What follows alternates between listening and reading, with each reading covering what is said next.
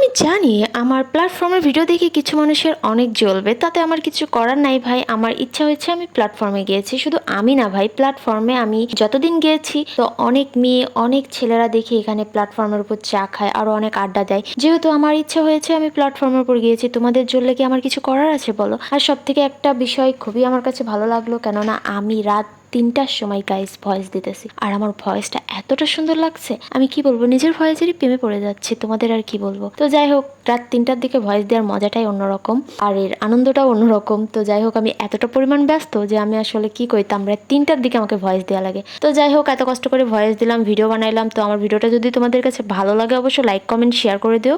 আর যারা আমাকে দেখে একটু জ্বলো, প্লিজ তোমরা একটু কম জ্বলো, এত জ্বলার কি আছে বলো। তো যাই হোক, আমার ভিডিওর এত খুদ না ধরে আমার ভিডিওগুলো তোমরা রেগুলার দেখতে থাকো। আর লং লং ভিডিওগুলো আসতেছে, যেটা তোমরা অনেক বেশি পছন্দ করো। আমি চেষ্টা করবো অনেক অনেক লং ভিডিও আনার। তো আজকের ভিডিও এ পর্যন্ত। সবাই ভালো থেকো, সুস্থ থেকো, আল্লাহ হাফেজ।